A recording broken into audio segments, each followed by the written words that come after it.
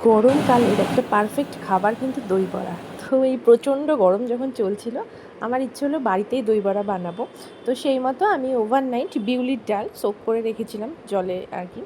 তারপরে পরদিন সকালে সেটাকে ভালো করে পেস্ট করে নিয়েছি। পেস্ট করার পর তারপরে এরকম একটা বড় বাটির মধ্যে নিয়ে তার মধ্যে নুন দিয়ে আমি ভালো করে ফেটিয়ে নিয়েছি, খুব ভালো করে ফেটিয়েছি। তারপরে এই যে তেল গরম করে আমি বড়াগুলো ভেজে নিচ্ছি। আমরা যত ভালো করে ফেটাবো তত কিন্তু বড়াগুলো ফুলবে। তো এই প্রথম আমি দই বড়া বানাচ্ছি, বড়ার শেপগুলো কিন্তু সেরকম ভালো হয়নি, তো খেতে খুব ভালো হয়েছিল। তো যাই হোক, দই বড়ার যে বড়াগুলো ভেজে নিয়ে তারপরেই একটা পাত্রের মধ্যে অল্প উষ্ণ গরম জল নিয়ে তার মধ্যে একটু নুন চিনি আমি মিশিয়ে রেখেছিলাম। এবার তার মধ্যে দই বড়াগুলোকে আমি সোক করে রাখলাম, মানে এই বড়াগুলোকে সোক করে রেখেছিলাম 10 থেকে 15 মিনিটে। তারপরে এই যে জল থেকে তুলে খুব আলতো হাতে চেপে জলটাকে বের করতে হবে, এবং আমি ডাইরেক্ট কোনো প্লেটে না রেখে ওই ছাঁকনিটা রেখেছি যাতে অতিরিক্ত জলটাও বেরিয়ে গেছে। এবার বানিয়ে নিলাম একটা ধনেপাতার চাটনি। ধনেপাতার চাটনি যেভাবে আমরা বানাই, ফ্রেশ ধনেপাতা দিলাম, তার সাথে আমি একটু পুদিনা পাতা দিয়েছিলাম আর রসুন কাঁচা লঙ্কা দিয়ে ধনেপাতার চাটনিটা বানিয়ে নিলাম। এবার বানাবো আরেকটা চাটনি, যেটা হচ্ছে তেঁতুলের সেই টক মিষ্টি চাটনিটা। তো আমার মনে হলো যখন বাড়িতে বানাই আর যাই করি না কেন, যেরকমভাবে দোকানে হয় ঠিক সেরকমই প্রত্যেকটা জিনিস করব। তো সেই মতো তেঁতুলকে ভিজিয়ে রেখেছিলাম 8 ঘন্টা মতো উষ্ণ গরম জলে, এবং তারপরে কড়াই বসিয়ে দিচ্ছি। আর সময় বাঁচানোর জন্য আমি কড়াইয়ের ওপরেই ছাঁকনিটা রেখে ভালো করে কচলে কচলে তেঁতুলের পাল্পটাকে বের করে নিলাম, আর ওই বীজ এবং অন্য অবশিষ্ট জিনিসগুলো ফেলে দিলাম। তারপরে আরেকটু জল দিয়ে আবারও যেটুকু পাল্প ছিল বের করে নিলাম। নিয়ে এবারে এর মধ্যে আমি দেব পরিমাণ মতো নুন এবং চিনি মিষ্টির জন্য। এইগুলো দিয়ে আর একটা ভাজা মশলা আমি বানিয়ে নিয়েছি প্রথমে, যেখানে দিয়েছিলাম গোটা ধনে, গোটা জিরে আর একটু শুকনো লঙ্কা। এগুলো শুকনো খোলায় ভেজে, আর একটু মৌরি শুকনো খোলায় ভেজে সেটাকে গুঁড়ো করে নিয়েছি। সেই মশলাটা এই চাটনিটার মধ্যেও মেশালাম, এবং সেই মশলাটা আবার যখন দইয়ের মিশ্রণটা বানাবো সেখানেও মেশাবো। তারপরে দই বড়া যখন একদম রেডি হয়ে যাবে ওপর থেকেও ছড়াবো। এই যে আমি মশলাটা দিয়ে দিলাম, তো এই মশলাটা আমার পুরো দই বড়ার রেসিপিটা বারবারই লাগবে শুরুতেই, তাই আমি বানিয়ে নিয়েছি। এবারে এই তেঁতুলের যে চাটনি, এতে আমার সব কিছু উপকরণ দেওয়া হয়ে গেছে, আর দিলাম সামান্য একটু লঙ্কার গুঁড়ো। এবার ভালো করে ফুটতে দিয়ে দিয়েছি, আর কোনো কাজ নেই আমার। এবার ফুটে ফুটে একটু গাঢ় হয়ে এলেই কিন্তু তেঁতুলের চাটনি রেডি হয়ে যাবে।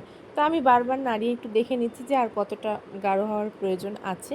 ওইদিকে আমি দই বড়া বানিয়ে, মানে বড়াগুলোকে ভেজে সেগুলোকে জলে সোক করে তারপরে জল থেকে তুলে সেটাকেও জলটাকেও ড্রেন করে সেই বড়াগুলোকে স্টোর করেছি। আর গ্রিন চাটনি, যেটা ধনেপাতার চাটনি, সেটাও বানিয়ে নিয়েছি। এখানে তেঁতুলের মিষ্টি চাটনিও বানিয়ে নিয়েছি।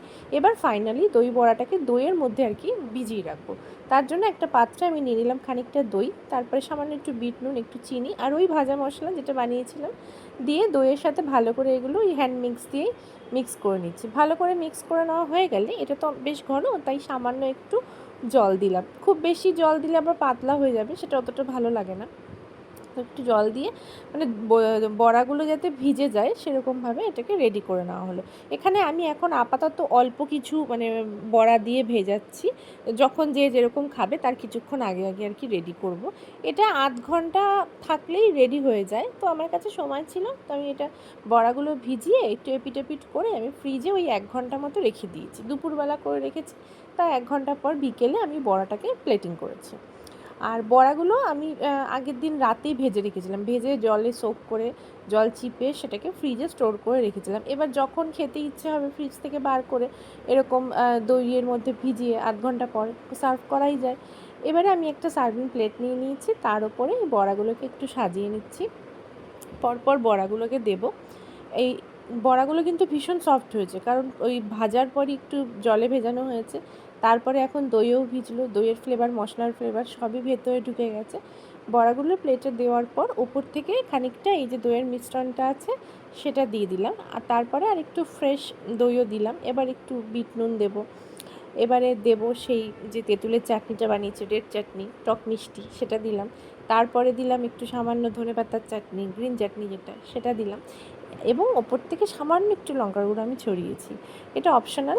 আর ওই ভাজা মশলাটা দিলাম, ভাজা মশলাটা অবশ্যই দিতে হবে। আর আপনারা চাইলে ঝুরি ভাজাও দিতে পারেন।